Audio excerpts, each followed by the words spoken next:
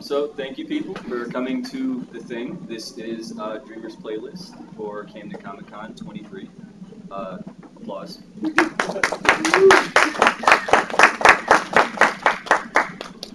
So for any person who is not familiar with Dreamers Playlist is this. It is this multimedia art project that incorporates screenwriting, world creation, visual art, animation, music, and other art forms to create not only just an individual story, but a media franchise that can then have all these different limbs and different ways for me to make use of all the artistic talent that I know, and also ways to put money on everybody's pockets and food on everybody's tables. Um, Very humbly, Dreamers Playlist began with uh, the dream. This is me, I want to say Christmas Day 2001. And I was really, really excited about getting this Dragon Ball Z shirt for Christmas. My cousin had been wearing it recently, and he ain't watched Dragon Ball Z, but that's just what people were wearing at the time. So I opened up that bag or box that day on Christmas and was just geeked because I had kind of a representation of this like passion that I had. So it may have started there, which since then, with the support and love that we've gotten from our people, it's looked a little bit like this.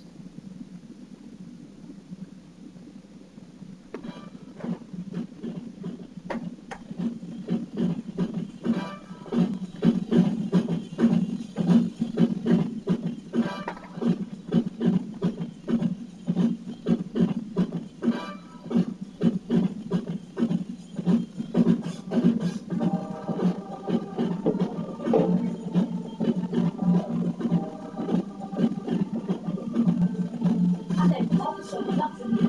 I appreciate this unique opportunity. I'm gonna rock the world, never stop supporting me. I'm gonna show you how music is gonna get into life. I thank the fans for showing up to me, and I respect the fact you always keep it real with me. It keeps me centered when I disagree politically. Your desire for my insight gives me reason to write. I thank you all for showing up to me.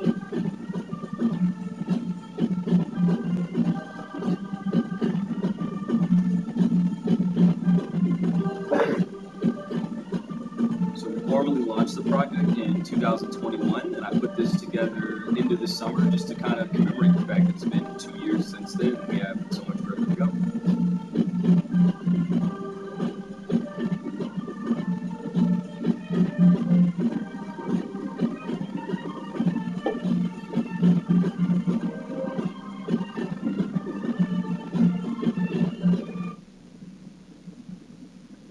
So, yes, all of that eventually comes from this, which is really kind of the most surreal part to me. People upstairs are asking me, how long have you been working on this? A couple of years? And I'm like, really since then, kind of, sort of. Or at least that's where the seed got planted. We didn't get to see the tree or the flowers for quite a long time, but it never meant that something wasn't growing underneath. Is anybody in here a member of the Toonami generation? Yeah. Okay, all right, so y'all know what's up. Is anybody not familiar with the phrase? Okay, cool. So there was this block of, it's hard to believe nowadays because the litmus test used to be that you were a nerd if you were into anime. Now it's you're a nerd if you're not into anime. It's really weird. But back in the day, our one place to get access to it, or one of the places where we could get access to it, was this block on Cartoon Network called Toonami. And what that would be is they were importing a bunch of Japanese animated shows from usually the 80s and 90s, dubbing over them in English, toning down the violence sometimes, and then putting them in this after-school block. I think it would run between like 3 and 5. Yeah. So you'd get like an episode of Gundam, an episode of Dragon Ball, maybe some Yu Yu Hakusho if that's your persuasion. And the thing that really stuck with me, not over was the artwork being made, the stories being told, but the fact that the people creating Toonami the Block would go and edit together clips from their different shows into these little promotional videos. And this is one that has stuck with me for a really long time. After a message from our sponsor.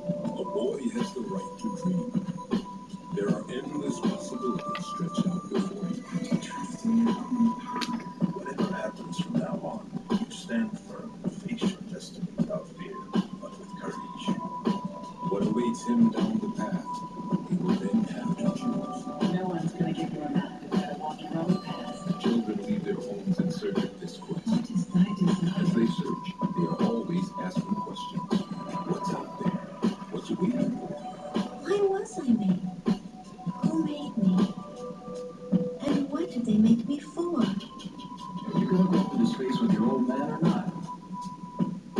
Maybe I'll never get over this. I've lived my life following my dreams, and I don't have any regrets. You're gonna just keep running away? Just keep running away? I'm not running. 8, 7, 6, 5, 4, 3, 2, 1, 0.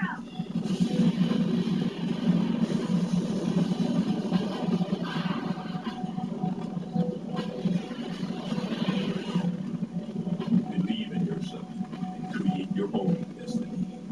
Don't fear fate.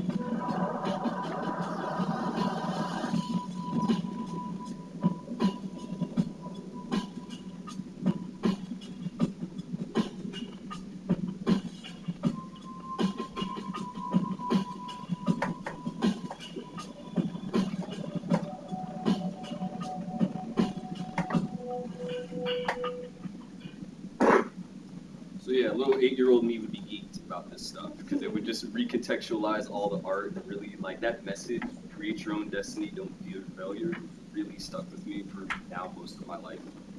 And so fun fact, the dude you see throughout the video, the guy with the red hair, is from a series called Outlaw Star. His name is Gene Starwind. And the reason why my artist name is Reet Starwind is because it's an homage to these stories that I got at a very early time in my life. And it's all about him having to go out into the universe, figure out himself, and figure things out. What was the name again?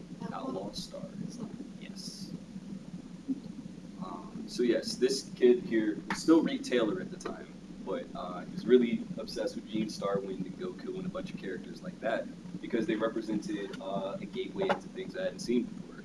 You know, here in the States we had G.I. Joe, we had Transformers, you know, Static Shock was popping, he deserved better. But we didn't really get access to things like this until it was through Toonami, and I just knew very early on as a kid, like, all right, if I get the chance to do something, I want to give somebody something like this, because this made me feel warm and fuzzy inside. I kind of feel like I can go conquer the universe now, and every kid deserves to feel that way. To that point, there's a quote that I refer to all of the time. The traditional version of it is over there with the picture of the lion. It's an African proverb that states, "Till the lion learns how to write, every story will glorify the hunter," simply stating that the person in power, the victor, is the person that normally is the one dictating the narrative. Anybody who's taken a history class in the United States could tell you all about that. There's a poet slash rapper from Somalia named Kanan, and he repurposed this in one of his songs by simply saying, "Until the lion learns to speak, the tales of hunting will be weak." I put that in here because this is the lion. Maybe the lion's everywhere else. Maybe it's just a little cup right now, a Simba that isn't Mufasa yet. But we need to encourage all the little kids to realize that they have a roar, that maybe the other lions need to hear too.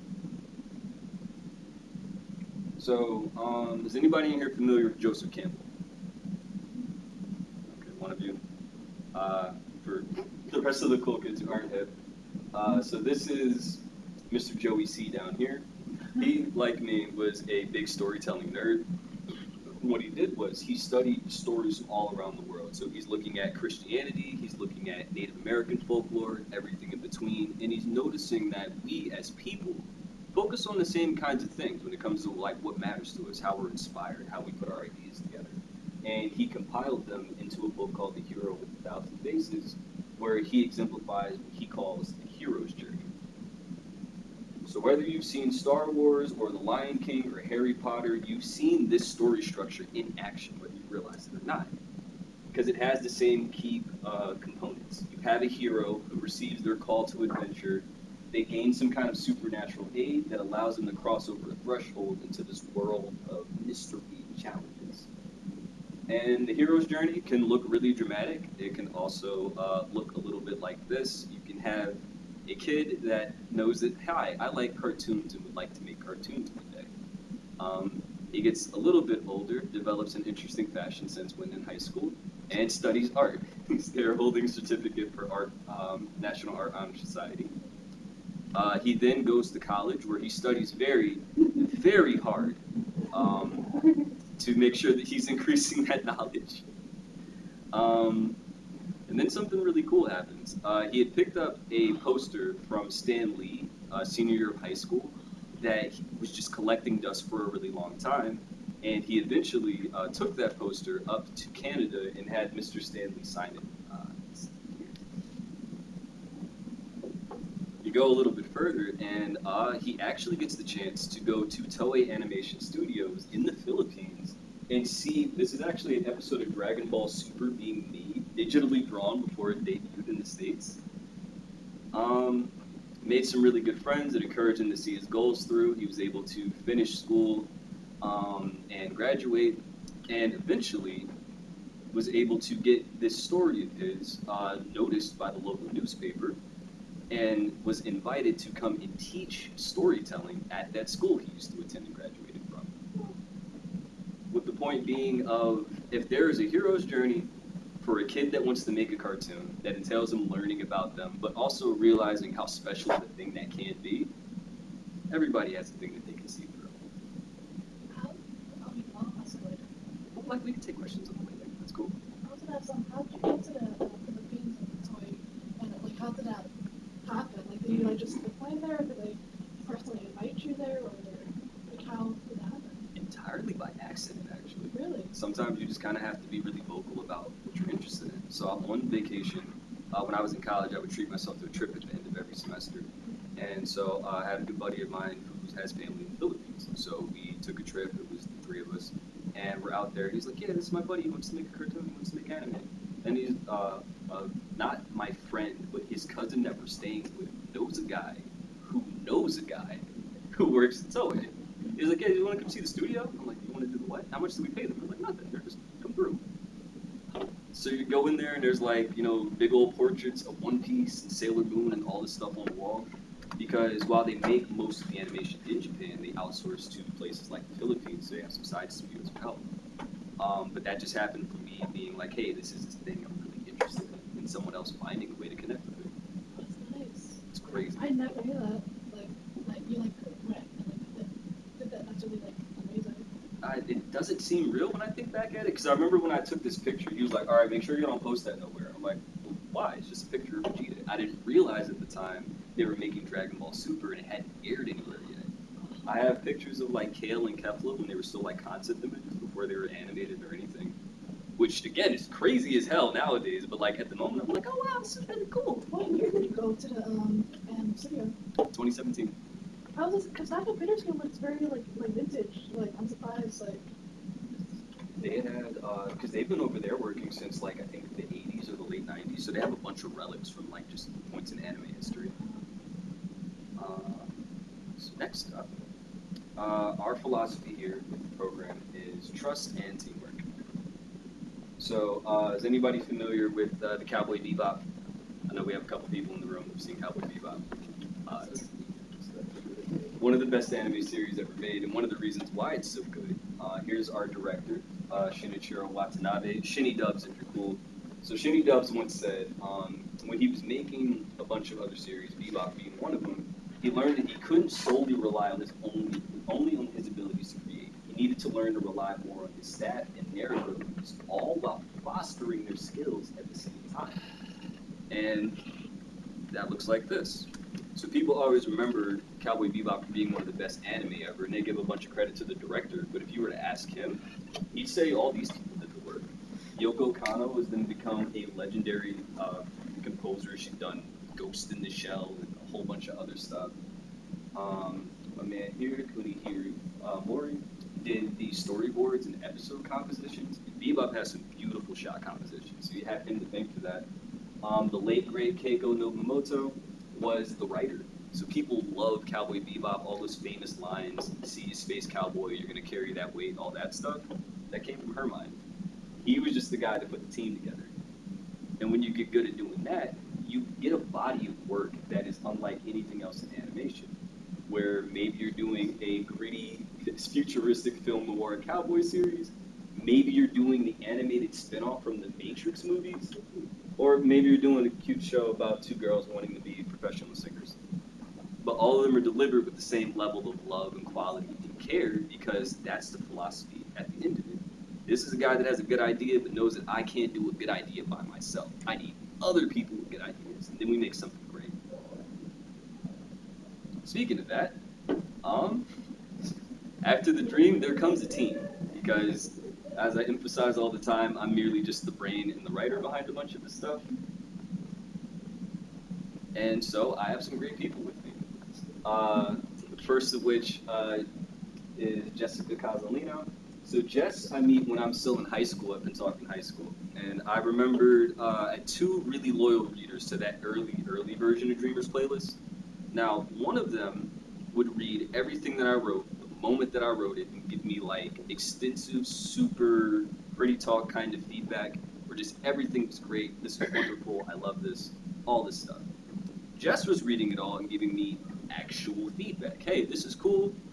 This plot element could have been delivered better. This dialogue could be a little bit more clean. This person over here is telling me I'm getting an A plus just for trying, but this person over here is giving me a C. I was like, can I get at least a B? I remember trying the lobby, and she was like, nah, it's a C. It can be an A though if we make it better. And I was like, all right, cool. You're my lead editor from now on. Because I know what it's like to have a person just gassing me up and telling me it's good because they want something out of me, and I know what it's like when a person recognizes something that legitimately has potential and is willing to help you do it.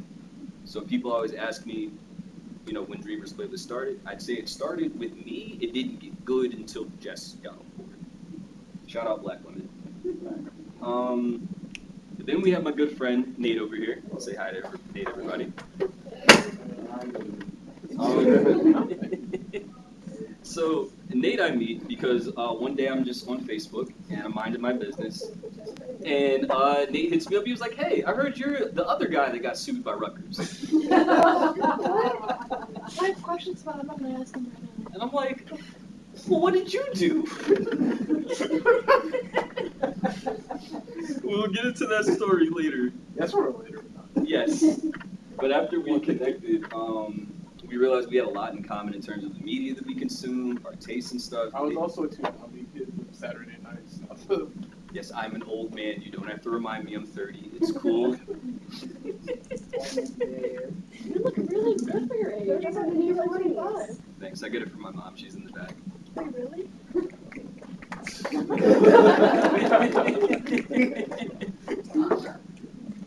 But I loved Nate's sense of humor. I loved his nice pageant wave. I loved Nate's sense of humor. I loved how present he was with the media and the fact that the same things that I thought were like kind of monotonous or boring with comic books and with media, he's on the same type time. So he started off just being the guy whose memes would make me laugh every day when I got on the internet, and now he's one of my assistant writers.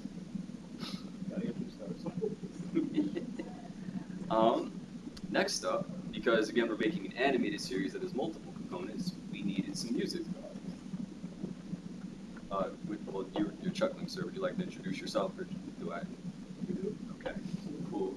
So I remember at some point towards the end of college, I'm sitting in a room at my good friend Hassan's house, and I'm writing the script, and I just laughed to myself. I'm like, damn, I really wrote a whole ass story. And my buddy Nas, who I just met recently, was like, yo, let me read it. And that was something that a lot of people weren't doing. People were seeing me work on this stuff, but no one was really interested in what I actually had going on. But he gives it a read, he gives me some solid feedback, and mentions to me that he makes music. And I'm like, okay, cool. Well, when we make this a series, you're doing the music. And he was like, all right. But ever since then, I've blabbed his ear off constantly about the project, and he's always been similarly helping me refine my taste. Like, what am I trying to say? How am I trying to say it? And how can I say it the right way to make sure it reaches the message? Similarly, we have our good friend Carlton over here. So my Watsumoja people are in the room. Watsumoja people. So we've hosted some art shows in the area over the past couple of years, and we always like to have live music in the room, and Carlton was the band leader for most of those shows. So I remember one day just approaching him like, hey dude, you ever made music for a TV show before? And he was like, no, but I've always wanted to. What are we doing? So him and Nas became the two music directors, and then my good friend Smooth Waffle here that I've known for a little while, Smooth waffle is not a pancake. Do not get the two confused. Smooth waffle here, I've known for a while, and we always really engage each other's creativity. The first time we met, I was telling him about an early version of Dreamers Playlist, and he was telling me about a cartoon he wanted to make. So when it was time to put together the Music Avengers for this project, he was on board. But also, as you guys can tell from things being visually, apparent, this is the visual art team. Some people are represented by a feature of their artwork. Some people are representing themselves as they are. But Funny Lizzie up here became our official character artist in 2021. The funny thing about that year is, and this is how life works sometimes, I had a main artist picked out in February 2021. In July, when I was getting the project in motion and fundraise and everything, the artist that I picked out failed. He just wasn't feeling up to it, cold feet. And I'm like, damn, I have all these characters. I need somebody to draw them. And I go looking and looking, and I find this art style that looks cool. Like, that's an illustration of her doing Teen Titans up there. And it just kind of had that charm, that life to it that I wanted to have for my project. So I was like, hey, can I pay you to draw like 35 characters over the course of a year? She's like, yeah, when do we start? And she's been down ever since. Miss Icarus, I similarly found along the way. You'll get to see some more of her artwork in a bit. She couldn't join us either because she isn't feeling well, but she's actually Jersey as well. She's up in East Orange. Not too far from her, we had animator Afro, who lives up in the Bronx. And I found him. You guys know RDC World, the funny internet dudes? He did a piece of artwork for them. And I remember being on their Instagram page, like, damn, this is fire, who drew this? All right, I want to work with this guy one day. And then it was earlier this year, I was actually feeling kind of down in the dumps. He slides my DM and was like, hey man, I like what you're doing, let's work together. I was like, yeah, sure, if you want to, that's cool. And he's been like just a great motor for this whole thing. But speaking of a motor, my good friend Carly, also known as Chuck, has helped us refine a whole bunch of stuff, including the cassette tape logo that you see up here on the poster. And it was really funny. We were having a team meeting earlier this year, and me and Nas get to Chuck's crib, and they're like, hey, so this is Casey. Casey's been doing most of the heavy lifting for the past couple of months, so I just brought them into the team. And I'm like, okay, hi, Casey.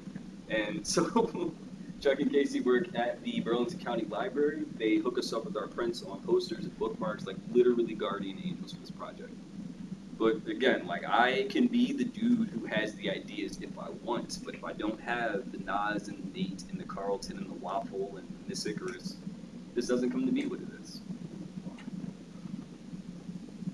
Some of our people couldn't be here today, so I asked them to record a little video message. This is the one from Carlton. Hey everybody, how's it going? My name is Carlton. Thanks for swinging by.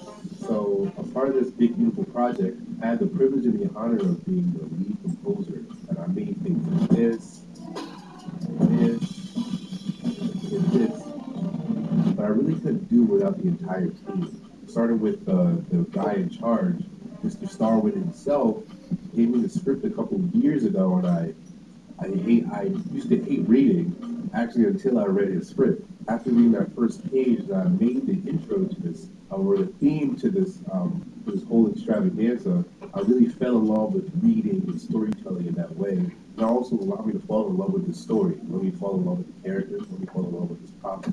I really can't take a bunch of credit because it's really a team effort, right? We call ourselves like team dreamers, but it really is a team. We have like 2 Discords full of just amazing, talented people. Honestly, Reet says that, hey, we should get Oscars in a couple of years and we should all go on stage. I do see that as the future for us. Oscars, Grammys, primetime Emmys, everything and anything that you can possibly see, because these guys deserve the accolades that are definitely coming in the future. I wish I could be there with you guys today, but unfortunately I can't. But I hope you guys enjoy the product. Thanks for sitting by.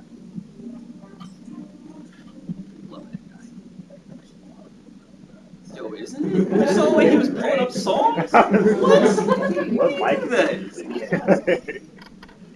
Speaking of magic, so this on the sideworks are 2 Dreamers Playlist cover arts by none other than animator Afro. He recorded this little video too. Hello, my name is Adam Brown. I am a 2D illustrator and animator for the Dreamers Playlist series. To me, Dreamers Playlist is something brand that brings a sense of early 2000s nostalgia to the table. It is something to be experienced, and it is something that brings creativity and joy to a new generation of young artists and like-minded people to bring something that will inspire others for generations to come. I hope you all enjoy this animation that we have all worked on.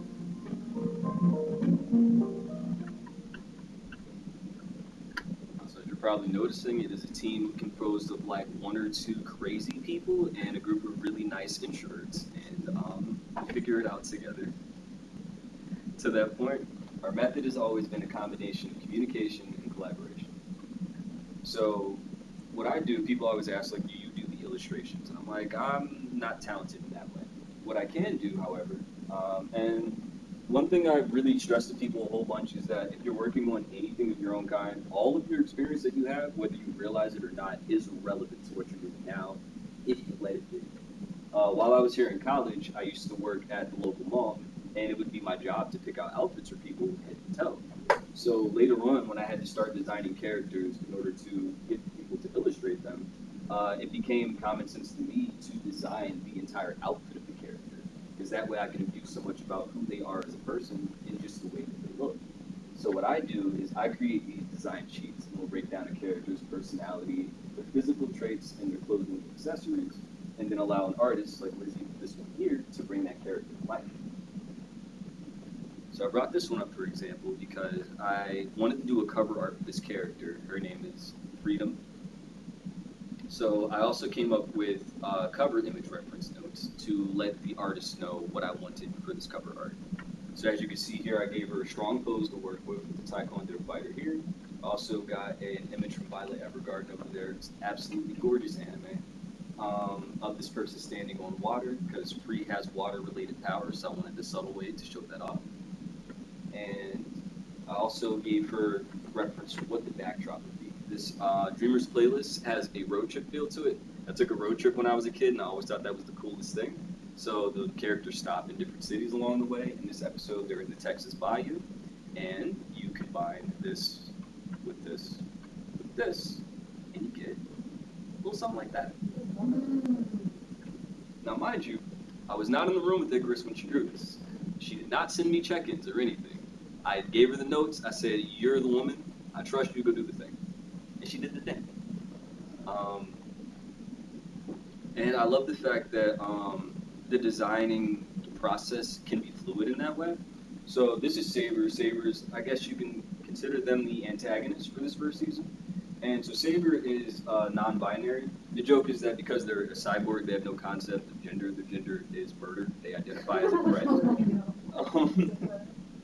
Yes, their pronouns are try and me. So Saber, I originally was illustrated by Lizzie over here, but when I was talking to Afro about drawing Saber later on, and was mentioning the fact that they are NB, Afro made the creative decision to draw them with a more feminine shaped body, which I understand a lot of people who are on the gender spectrum, a lot of them do start with feminine identifying, and then they kind of question things from there. So I thought it was really cool that he took the liberty to try to draw them that way, because that's not something I told him to do. But I also think the character is that much more appealing and stands out that much more in your memory from seeing the small changes that they made. So throughout this process, people were like, "Hey, I did this," and I'm like, "Oh shit, that's kind of cool actually. We're keeping it." So then there's inspiration for the animatic that we're going to share with you guys to wrap up the presentation. So me and Nas love to play video games together. One of the games that we've beaten through, it's a lot of fun. It's called River City Girls. If you enjoy Double Dragon or old school like side-scrolling beat 'em ups, this is absolutely really fun. It's super funny. And so as you guys can see, it's sprite-based animation, like old video games. So I was wondering, well, this is a story-based thing. How are they going to deliver the story if they're going with like a low poly count sort of thing? The solution? They make comic panels. So throughout the story, you'll see these little animated motion comics that'll just move a little bit. They'll have some sound effects. They'll have some voice acting to them, some music in the background. And while it isn't full-fledged animation like you saw in the beginning of the presentation, it's enough to get the concept across, to the point where somebody can see what you're doing. So what happened was I sent Miss Icarus these design sheets for our core 4 here. There's Jack on the left, followed by Marie. Then there's Jason, and there's Chemo. And she illustrated them like this. And again, this is happening entirely by trust. She sends me something when she's done with it, not me having to micromanage her and say, hey, can you show me what you're doing? It's just, I trust you. I picked you for this job because I know you're good at what you do. Let's make something cool together. And from there, we did this. So on the left side of the screen, you're going to see the screenplay as I wrote it. And on the right, you see panels that she made in interpretation of that. Now, what I love about this is that she found ways to make every detail pop out. You can see, and the text says, beachgoers turn to leave, daylight dwindles against the crowd, a young boy stands, crowned by his large afro, and you get all of that right there in just a couple images. So we went through the first couple pages of the screenplay, which, if anybody is interested, the Dreamers Play the screenplay, well, the pilot, as well as the next 3 chapters, they're all free to read on the website right now. You come online, you click on the cover art, and it'll open up the PDF of the screenplay. Did you write the entire script by yourself, or do you have any help from your team? So I wrote these first 4 primarily by myself. I have a script editor for like grammar and things like that. But then I picked up Nate and Jess to do more active writing. So number 4 is complete. We're going to finish working on number 5 and then jump into the rest. But yes, there are 4 short stories here for you to enjoy. And this here is an adaptation of the first one. But I see that our time is moving, so I will jump us ahead towards the bottom, where we recently got some, they call them animatics before they're fully animated, because they're just kind of like proof of concept, the rough draft, if you will. So we got a few of those created. This is one. So in this scene, go back to one. I didn't get to get too much into the characters. You'll get to know them if you check out the story. But in this scene, we have Jason, who is 11 years old, but a senior in high school because he's really smart. And because of the fact that he's so gifted and so young, very socially awkward and anxious. So it's a scene where he's been called into the office by the principal of the school to basically talk to him about the fact that they don't have too much left to teach him. And when we split up the sections for who would illustrate what, Lizzie and Miss Icarus love to do facial expressions and character acting, so they chose to do the segments that are mostly just conversation. And here's one of them.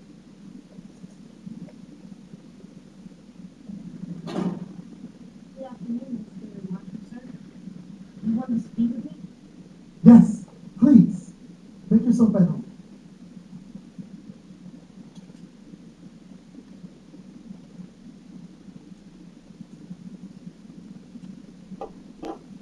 It's no big deal to be honest. No need to be modest, son. Oh, and again, I promise I'm not cheating. At this point, even if you were, that'd be just as impressive. Your natural talent is remarkable. And I'm not the only one who's taken notice. The only male anyone's getting around here is male from boarding schools or universities, all with your name on it. Yet every time you're asked about transfer, I'll turn it. what's the reason, son? Is the extra attention uncomfortable? No. Well, yes. But that's not it. Not all. Tell you what, level with me. And I'll never bug you with this stuff ever again. What's going on up there? So, in contrast to Jason, Jason stops his twist and let me see. Yeah, this is the one that I needed. So in contrast to Jason, you have his brother Jack, who, if Jason is the good kid that will make sure his homework is done on time, Jack is the kid that says that the dog ate his homework, even if he doesn't have a dog. The audio for this ended up being deep fried in the transfer process. So instead, I will go with some music from our website.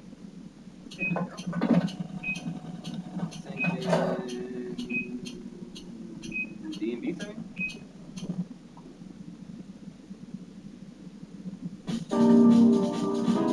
So this isn't actually violence that happens in the first episode.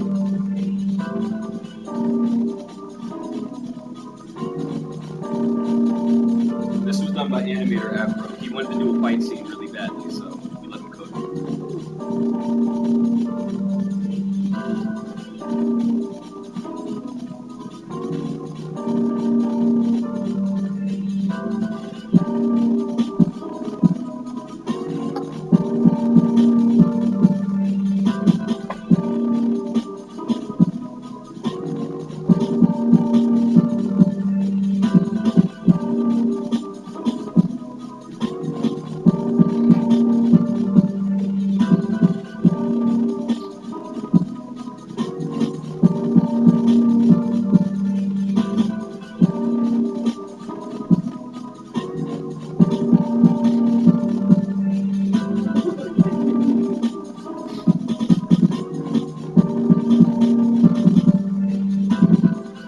Context is he was fighting these three bullies to stick up for a kid that got his sneakers stolen. The guy gets in a clean hit, but Jack says, "Ah, hardly hurt.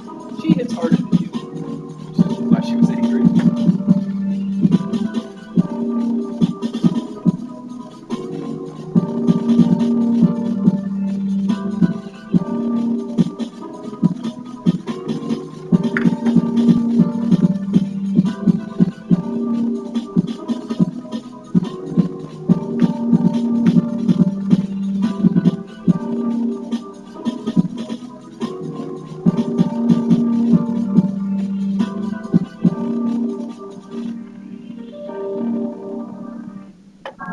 That was pretty good, actually. And then I have one more animatic sequence for you. I'd actually say it's my favorite of the ones we have so far.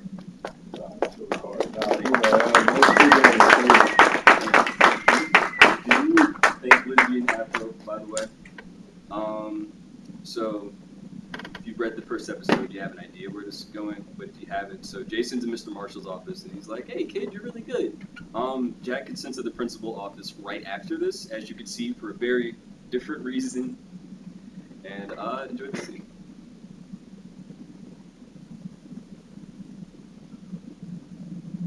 Now all that's left is to figure out what to do with you.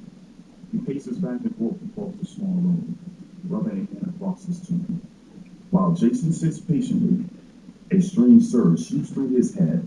He places a hand to his temple, face tight with pain. School year will be wrapping up soon. It gives us plenty time to think about. I do have one request, sir. If it wouldn't be too much trouble. His head breathes. And it sounds like you should get some rest. Can't afford to have anything hindering our star student. He quickly jots up a note. Show this at the nurse's office. And now to good care. Thank you so much, Mr. Marshall. Swiping the note, he stands to shake hands. The pleasure's been all mine, Mr. Ortega. Take care. Jason exits the hall to the right. A moment later, security guards escort Jack to the office on the left hand of the hall. He plops down into the same chair Jason sat in. Yo, Marsh, how you living? He reclines with his feet up on the neighboring chair. Marshall gestures to security, who closes the door and exits. This isn't a joke. Sit upright. Put your feet down. I know this isn't a joke. It's a waste of time. Jack sits up, crossing his arms and closing his eyes. Waste of time, you'd say. Because we both know how this is gonna go. Mr. Marshall stands, searching through a nearby filing cabinet. Another nice, long pep talk preaching to me about how it's wrong for me to solve problems with violence. And how at this rate I'll end up going nowhere. The And ticket to nowhere, is right here. He pulls out a paper folded into 5 sheets, each one covered with marks and writings. 12 years old, yet you already have the single most dubious disciplinary record in the history of this school district. Have you been have anything to say for yourself? Jack shrugs his shoulders. I'll be 13 next month, if that makes you feel any better. Marshall slams the file onto his desk. Jack looks away. Not true. The superintendent nears his student, bending down to reach eye level. I said that's not true. He stands to look Mr. Marshall in the eye, hands shaking. He points out a scar running along his forearm. What Wasn't joking when some creeps started stalking the Reet for not talking to them. Wasn't joking when high school kids were mad at my brother for getting better grades than them. Another scar across his left cheek. And I wasn't joking today when some dude I don't know got his sneakers jacked. He points to the bandages across his nose. Get sick of seeing the same crap every day, so I do something about it. You tell me to solve things with my head and not my hands, but at least I solve my problems. Don't tell me I don't take anything seriously. Emotion rings from his voice. He looks to the ground, hands no longer shaking. Mr. Marshall sighs and sits behind his desk. Look, I get it. You want to be the man, be the tough guy, stick up for others. But I cannot condone violence, especially not on school grounds. I'm sorry, but I'm going to have to suspend you. And again, 5 days. Ooh. That's it. Sweet. He returns to his carefree room. You'll also spend the rest of the day in an hour after school detention. Make the deal even sweeter. Wow, a whole day full of fun stuff. I must be the luckiest man alive. You'd be even luckier if I had to talk with that wonderful brother of yours earlier. I trust that you'll be on your best behavior in detention. Correct? Jack makes a zipping motion across his mouth. It'll be like I'm not even there.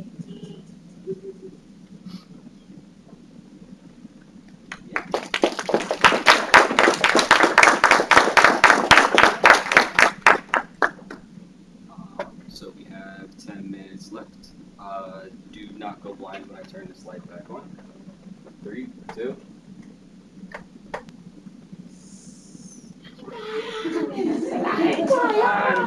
Advance. But yes, that's what I had to share with y'all today.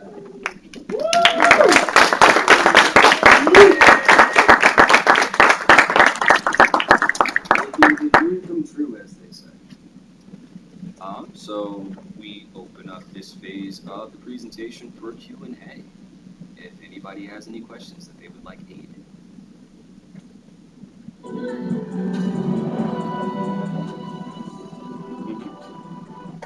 Got one question. Oh, this is nice.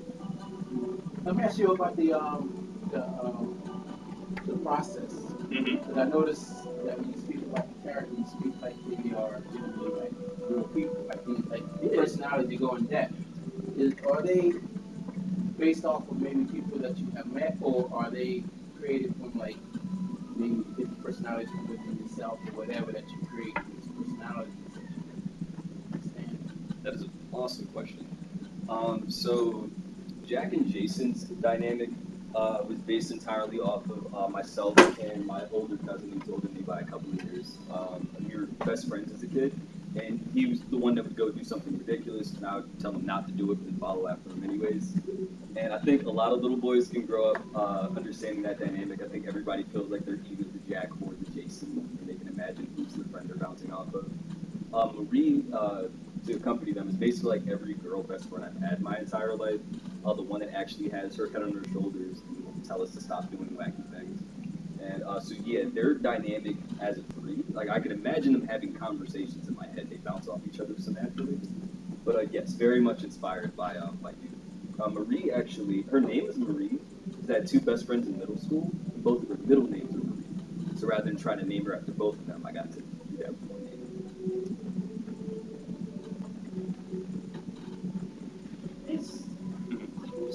Are you looking for more people for your team, or is it kind of full hunt? Well, there's so many things to do that I never think it'd be fully full until like we actually make the show.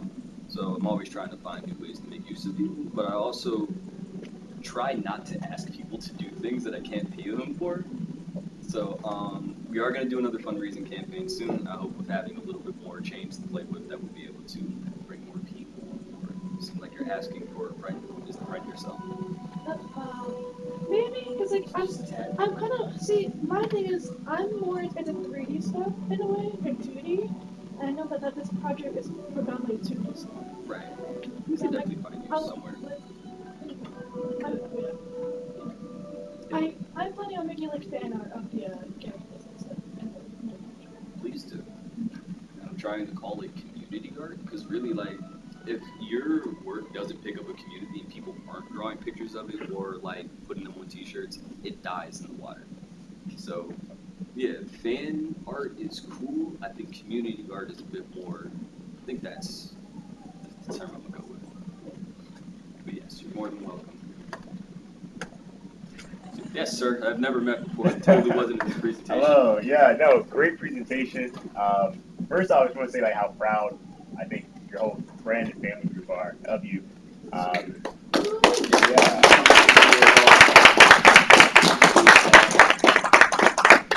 I think it's really stellar that the first time I met you and I came to your house the first time, you brought out a bag of wire figures. And was These like, wire figures? Yeah, and then sat there and explained to me for about an hour this whole story of Dreamers. It wasn't called Dreamers Playlist at the time, but this whole story. Ultimate Battle. Yeah, Ultimate Battle. The very creative title of Ultimate Battle. Yeah. Because I was an angsty high schooler. So to see from wire figures to this is a beautiful thing. So, Reet, you've come a long way in the 10 plus years you've known each other. Where do you see Dreamers Playlist being in 3 or 5 years? Where do you want to be? I see people upstairs in a Comic Con having fan art, community art of the characters for sale because this thing has been on TV and people's kids can't stop telling their parents about it. And that's really the goal. Because what I learned recently was that Static Shock got canceled because it didn't sell enough toys. And that kind of hurt my feelings because it's like, why are you expecting this new black superhero to compete with the Spider-Mans of the world? And as I said to Nas, I'm like, we got to get our lick back for Static. He deserved better, so we're going to stay on TV for a little while. Do you have any others? Yeah, any updates with studio pitches so far? Because I remember a bit ago you were talking about pitching this to Hulu. Mm-hmm. So now that we have Animatic now, we didn't even have that before.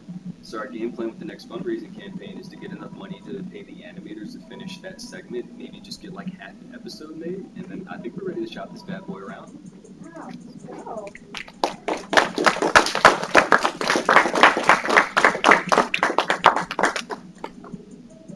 Any words from the co-music director and the assistant writer? You don't have to say anything. I'm gonna say this. Working on this has been a pleasure. I've been able to create whatever I want. I've been able to work with this magical.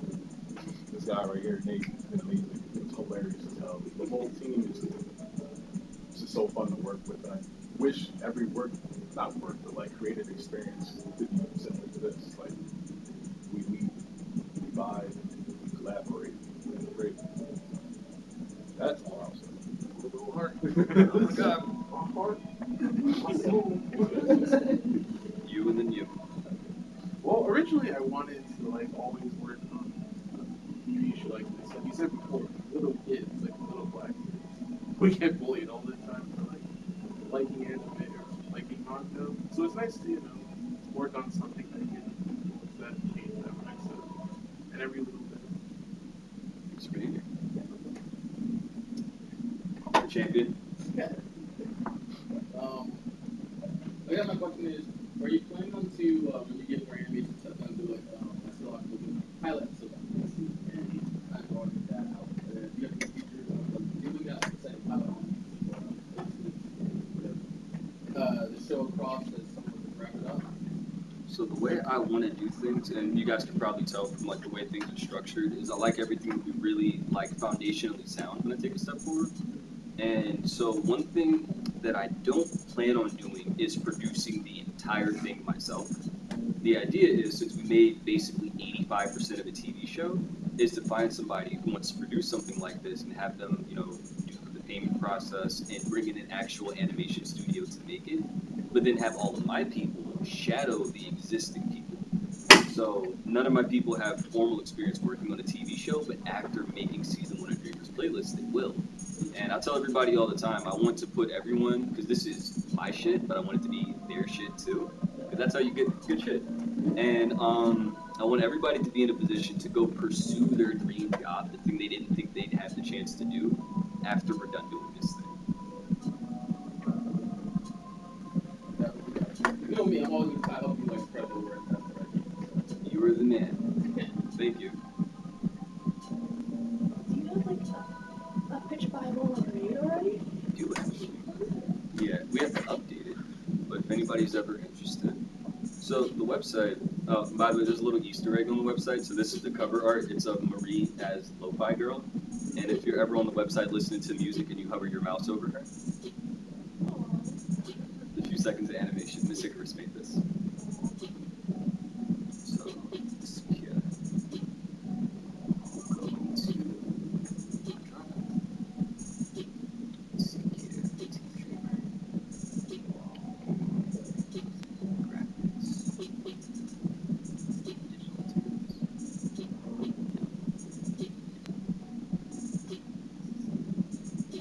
and if anybody's ever actually worked on a piece of artwork before, you know that when you get to the actual final real version of the file, that's the one that gets out.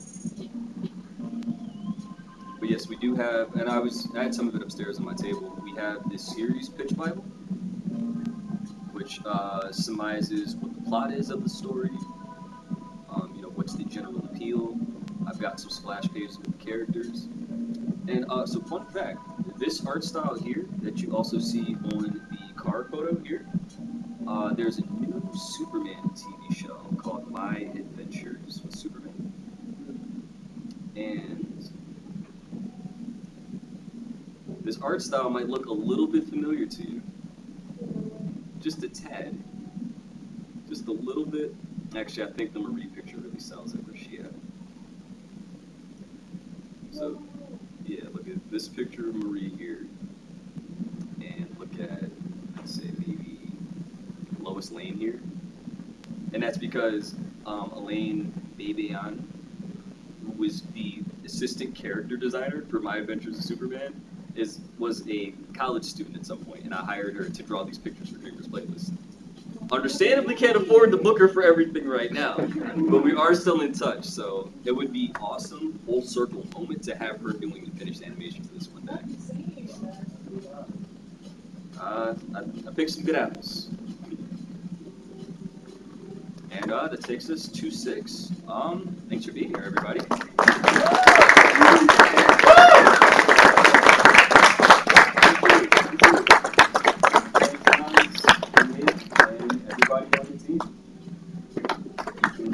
Playlist and listen to the music and stay in touch with us via the website.